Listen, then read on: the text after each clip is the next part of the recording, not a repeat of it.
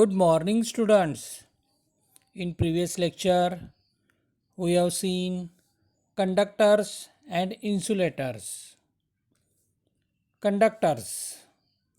Definition: a substance which has very low electrical resistance is called a conductor. Conductors contain charge carriers which can be easily accelerated by a potential difference. For example, all metals, generally silver, gold, copper, aluminum, etc.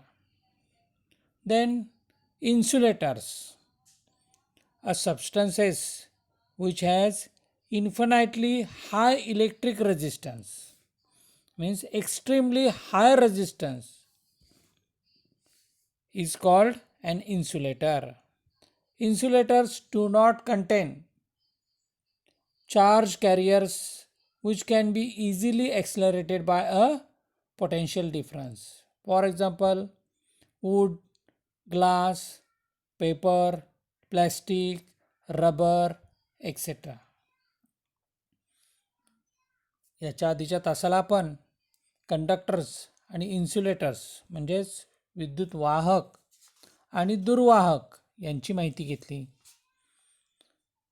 त्यानंतर एक experiment म्हणजे Ohm's law, experimental proof of Ohm's law याची थोडक्यात आपण माहिती घेतली. ओहमच्या नियमाचा प्रयोगाच्या साहाय्याने पडताळा घेणे याची माहिती घेतली. Then we have seen system of resistors and effective resistance. Resistance of a system of resistors. In various electrical gadgets, we often use resistors in various combinations. Ohm's law can be applied to a combination of resistors. These are two methods. These are two methods of joining the resistors together. They are first resistors in series and second resistors in parallel. If these resistors are connected in a single line, means they follow one after the other in a single line. These resistors are said to be connected in series. If a resistors are connected in the series, the effective resistance is Rs. Effective resistance Rs, yes, for series, is equal to R1 plus R2 plus R3 up to number of resistance, means Rn.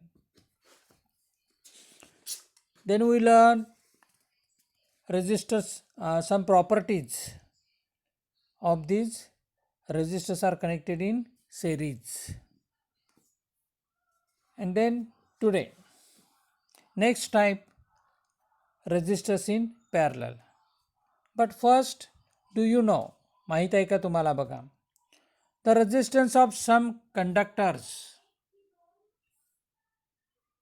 the resistance of some conductors becomes nearly zero if their temperature is decreased up to a certain value close to 0 Kelvin. म्हणजे काही म्हणजे तापमान कमी करत शून्य म्हणजे केच्या जवळ नेल्यास काही वाहकांचा रोध हा शून्याच्या जवळ पोचतो. काही वाहकांचा रोध, अशा वाहकास सुपर कंडक्टर म्हणतात. certain value close to 0 Kelvin, such conductors are called superconductors, म्हणजे अतिवाहक. And some conductors do not obey Ohm's law.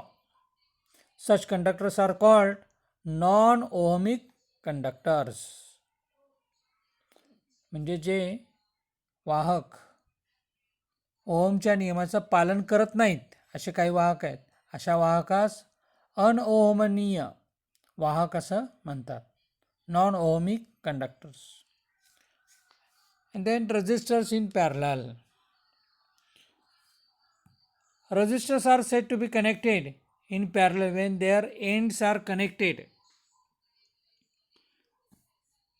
at both sides. Means these three resistors R1, R2 and R3 connected in parallel between points C and D. Between points C and D. And V is the potential difference between C and D. So this resistance is called parallel resistors in parallel. These three resistors are connected in between point C and D. V is the potential difference is same but change in current. I1, I2 and I3 be the current flowing through R1, R2 and R3 respectively. Current is different but potential difference is same in between these resistors. So the total current flowing through the circuit is total current I is equal to, for first resistors R1 I1, second resistance R2 current I2 and third resistance R3 current I3. So total current flowing through these three resistors is I is equal to I1 plus I2 plus I3. First equation. So effective resistance RP, P for parallel, S for series. RS means effective resistance for series, and here the effective resistance for parallel RP between C and D. According to Ohm's law, V is equal to IR, but I is equal to V upon R, and the effective resistance is RP. So I is equal to V upon RP. Similarly, for first resistance, I1 is equal to V upon R1. Potential difference is same. I2 is equal to V upon R2 for second resistance, and I3 is equal to V upon R3 for third resistance. Substituting these values in equation 1. Equation 1 is I is equal to I1 plus I2 plus I3. So V is equal to, V upon Rp. I means V upon Rp is equal to I1 V upon R1 plus I2 V upon R2 plus I3 V upon R3. V is constant, so cancel it. So 1 upon Rp is equal to 1 upon R1 plus 1 upon R2 plus 1 upon R3. If number of resistors are connected in parallel, so 1 upon Rp is equal to 1 upon R1 plus 1 upon R2 plus 1 upon R3 up to number of resistance connected in parallel, up to number of resistance means 1 upon R1. So next, this use. आता या resistors in parallel म्हणजे रोधाच्या समांतर जोडणीचा उपयोग आपल्या घरामध्ये विद्युत जोडणीचे जे म्हणजे होम अप्लायन्सेस आहेत ना, ते या पॅरललमध्येच कनेक्ट केलेले असतात. कारण विद्युत प्रवाह जर समजा एखाद्या उपकरणामध्ये खंडित झालेला असेल तर तो इतर उपकरणामध्ये जाण्यासाठी या समांतर जोडणीचा उपयोग करतात. जर एकसर जोडणी जर असेल तर एक बंद पडला तर पुढं इलेक्ट्रिक करंट पास होणार नाही. त्याची माहिती आपल्याला या ब्लॉकमध्ये इथं दिलेली आहे बघा. Even if any one of the several bulbs connected in parallel becomes non-functional because of some damage to its filament, the circuit does not break as the current flows through the other path and the rest of the bulbs light up. समजा समांतर जोडणीने जोडलेले जर दिवे असतील, अनेक bulb जर जोडलेले असेल, त्याच्यातलं एकाचा जर फिलामेंट ब्रेक झाला असेल किंवा डॅमेज झाला, तर तो फक्त बल्ब पेटत नाही, तो लाईटअप होत नाही, पण इतर सगळे दिवे काय होतात, पेटू शकतात. म्हणजे इलेक्ट्रिक सर्किट हे ब्रेक होत नाही, does not break this electric circuit. But when several bulbs are connected in parallel, they emit the same amount of light as when they are connected individually in the circuit.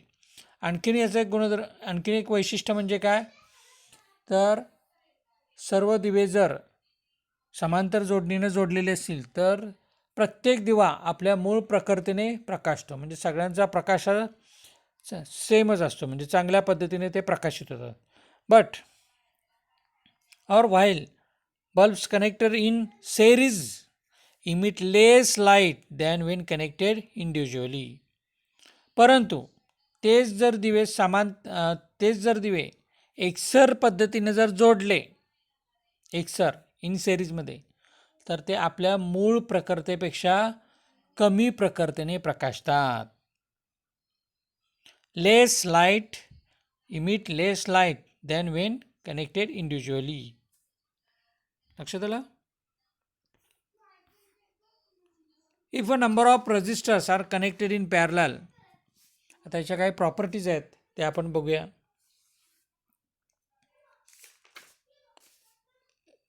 The inverse of the effective resistance is equal to the sum of the inverse of individual resistance. म्हणजे बरोबर सेरीजच्या opposite सगळे गुणधर्म याचे येतात बघा. जोडलेल्या सर्व रोधांच्या व्यस्तांकांची बेरीज ही परिणामी रोधाच्या व्यस्तांका इतकीच असते, inverse. The current flowing through an individual resistors is proportional to the inverse of its resistance, and the total current flowing through the circuit is the sum of the currents flowing through individual resistors. प्रत्येक रोधातून वाहणारी एकूण विद्युतधारा ही रोधाच्या व्यस्त प्रमाणातच असते व परिपथातून वाहणारी एकूण विद्युतधारा ही सर्व रोधातून स्वतंत्रपणे वाहणाऱ्या विद्युतधारेच्या बेरजे इतकी असते. म्हणजे आपण बघितलं की current is different for different resistors passing through it, but potential difference is same. The potential difference across all resistors is the same. The effective resistance of resistors connected in parallel is less than the least resistance of individual resistors. रोधांच्या समांतर जोडणीचा जो परिणामी रोध आहे ना, हा त्या जोडणीतील रोधाच्या म्हणजे प्रत्येक रोधाच्या किमतीपेक्षा कमी असतो, आणि सेरीजमध्ये कसं असतो, बरोबर अपोजिट, जास्त असतो बघा. The arrangement is use to reduce the resistance in a circuit. ही जोडणी परिपथातील रोध कमी करण्यासाठी वापरतात. म्हणून आपल्या घरी याचाच उपयोग केलेला असतो. होम अप्लायन्सेस जे कनेक्ट केलेले आहेत ना, the different home appliances are connected in parallel and the potential difference across every appliances is the same. Next, solve examples of resistors in parallel. First example, resistors having resistance of 15 ohm, 20 ohm and 10 ohm are connected in parallel. What is the effective resistance in the circuit? तीन रोध समांतर जोडणीने जोडलेले आहेत बघा, 15 ohm, 20 ohm आणि 10 ohm. तर परिपथातील परिणामी रोध आपल्याला विचारलेला आहे. गिवन डाटा लिहून ठेवा. R1 15 ohm, R2 is equal to 20 ohm and R3 is equal to 10 ohm. So 1 upon Rp is equal to 1 upon R1 plus 1 upon R2 plus 1 upon R3. 1 upon Rp is equal to 1 upon 15 plus 1 upon 20 plus 1 upon 10. Base काय करणार, common same करणार. So 15 into 4 is equal to 60. So 4 plus 3 plus 6 is equal to 13 upon 60. So inverse उलट करा बघा. Rp is equal to 60 upon 30 means 4.615 ohm. So effective resistance is in the circuit is 4.615 ohm. Is the less than the least of 3 means 10 ohm. म्हणजे तो बघा 10पेक्षाही लहान आहे का? प्रत्येक एका रोधापेक्षाही तो लहान आहे effective resistance. Example second, 3 resistors having resistance of 5 ohm, 10 ohm and 30 ohm are connected in parallel and a potential difference of the 12 volt is applied across them. Obtain the current flowing through the circuit and through individual resistors. What is the effective resistance in the circuit? 3 रोध समांतर जोडणीने जोडलेले आहेत बघा. त्यांच्या 2 टोकात 12 volt विभवांतर प्रयुक्त केलेलं आहे. तर प्रत्येक रोधातून जाणारी विद्युतधारा व परिपथातून वाहणारी एकूण विद्युतधारा काढा. आणखीन एक विचारलं आहे, तसेच परिपथातील परिणामी रोध काढा. अशा 3 किमती काढायच्या आहेत बघा. R1 first resistance 5 ohm, R2 10 ohm, R3 30 ohm and potential difference 12 volt. So I1 is equal to V upon R1, 12 upon 5, total means voltage potential difference V 12 upon 5 is equal to 2.4 ampere. I2 is equal to V upon R2, 12 upon 10 is equal to 1.2 ampere. I3 is equal to V upon R3 is equal to 12 upon 30 is equal to 0.4 ampere. Total current I is equal to I1 plus I2 plus I3 is equal to 2.4 plus 1.2 plus 0.4 is equal to 4 ampere. And effective resistance Rp, formula 1 upon Rp is equal to 1 upon R1 plus 1 upon R2 plus 1 upon R3 is equal to 1 upon 5 plus 1 upon 10 plus 1 upon 30. Base common करा. 6 plus 3 plus 1 upon 30 is equal to 10 upon 30 is equal to 1 upon 3. Inverse करा. Effective resistance in the circuit is 3 ohm and the current flowing through the resistance 5 ohm, 10 ohm and 30 ohm is current. For 5 ohm 2.4 ampere, 10 ohm 1.2 ampere and 30 ohm 0.4 ampere. And the total current flowing through the circuit is 4 ampere. अशी उदाहरणं सोडवायची असतात. आता आपल्याला थोडी माहिती दिलेली आहे बघा. विद्युत उपकरणं वापरताना ती कशी जोडलेली असतात, कोणती काळजी घ्यायची असते याची माहिती दिलेली आहे. त्यामध्ये पहिल्यांदा डोमेस्टिक इलेक्ट्रिकल कनेक्शन्स, घरगुती विद्युत जोडणी याची आपल्याला माहिती दिलेली आहे बघा.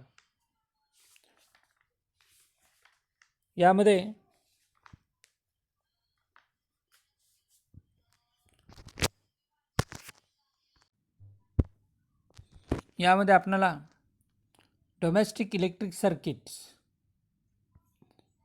द स्टेट इलेक्ट्रिसिटी बघा, the state electricity board provides us the electric power supply for houses and factories, and this is supplied through underground cables or overhead wires on poles. शहरामध्ये, मुंबईसारख्या शहरामध्ये किंवा पुण्यामध्ये अंडरग्राऊंड केबल्स असतात वीज वाहून नेण्यासाठी. पण आपल्याकडे काय करतो तर पोलचा यूज करतो बघा. म्हणजे इलेक्ट्रिकल पोलवरूनच वायर कनेक्ट केलेले आहेत. These wires or cables are of 3 types.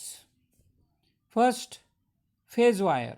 आपण बघतो 2 पेक्षा जास्त तार असतात, 3, 4, तर 3 असतात जनरली. फेज वायर त्यालाच काय म्हणतो, live wire.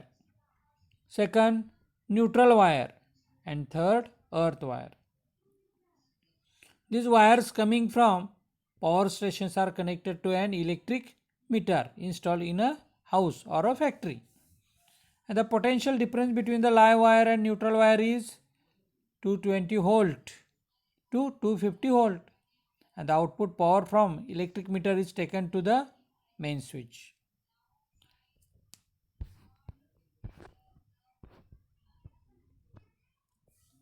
A fuse known as main fuse is placed in the path of live or phase wire, and the output electric power from the main switch is distributed to the domestic electric circuit. Live wire which bring in the current, and it has a red or brown insulation. Live wire जी असते ती लाल किंवा brown तपकिरी रंगाच्या plastic कोटिंगनी cover असतं बघा त्याला. and the other wire is neutral wire which the current returns, it is blue or black. Neutral वायरचा रंग कसा असतो, आत तारच असते तांब्याची पण त्याच्यावर इन्सुलेटिंग कवर कोणतं असतं, ब्ल्यू ऑर ब्लॅक. आपल्या भारतामध्ये किती होल्ड्स असतात का मी सांगितलं, 220 व्होल्ट्स टू 250 व्होल्ट्स एवढीच पोटेन्शियल डिफरन्स यूज केलेला असतो, व्होल्टेज डिफरन्स बिटवीन देम. आणि जी तिसरी वायर असते ती न्यूट्रल कोणती अर्थिंग, तिचा रंग येलो ऑर ग्रीन वायर असते ती.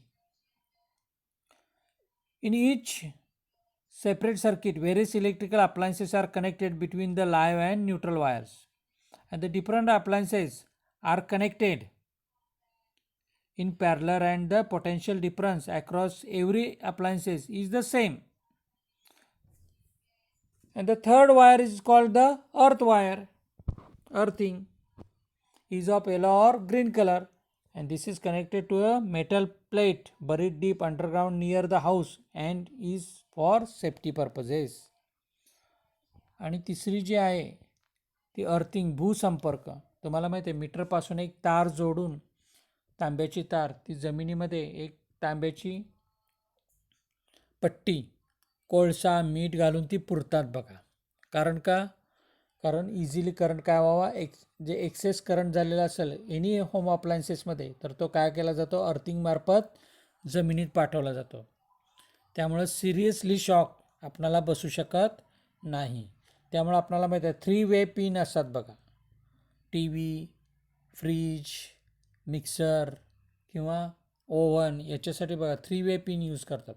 म्हणजे त्याच्यामध्ये 3 वायर आहेत, एक फेज, न्यूट्रल आणि अर्थिंग. अर्थिंग मार्फत काय होतं, एक्स्ट्रा जे एक्सेस करंट फ्लो झालेला असेल किंवा काही शॉर्ट सर्किट वगैरे झाले असेल तर एक्स्ट्रा करंट तो असतो तो कुठं पाठवला जातो, अर्थिंग मार्फत जमिनीमध्ये पाठवला जातो. Then fuse wire. Fuse wire is use to protect appliances, domestic appliances. घरामध्ये आपला फ्यूज असते बघा, फ्यूज म्हणजे जोडणे, पोलवरून आलेली वायर आणि आपल्या घरातले होम अप्लायन्सेस यांना जोडणारी ती वायर असते. It is made up of a mixture of substances and has a specific melting point. जी इलेक्ट्रिक फ्यूज असते ना ती कशापासून बनलेली असते तर लीड आणि टीन याच्यापासून बनलेली असते आणि त्याचा मेल्टिंग पॉईंट 1083 असतो, जवळजवळ 1083 डिग्री सेल्सिअस एवढा त्याचा मेल्टिंग पॉईंट असतो.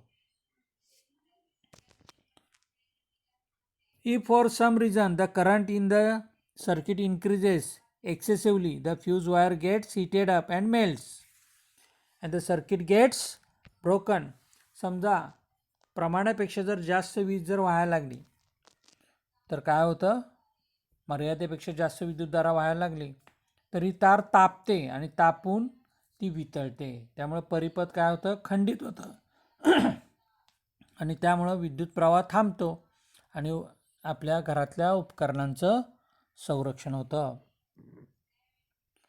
And this wire is fitted, बघा, the circuit gets broken and the flow of current stops, thus protecting the appliance.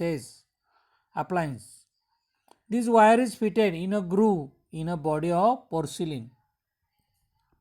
तुम्हाला माहिती आहे मीटरमध्ये पोर्सिलिनच्या म्हणजेच चिनी मातीसारखा असतो बघा, त्याच्यामध्ये काय केलेलं आहे, तो बॅड कंडक्टर आहे, इन्सुलेटर आहे, त्याच्यामध्ये ती फ्यूज वायर कनेक्ट केलेली आहे. Porcelain means like non conducting material.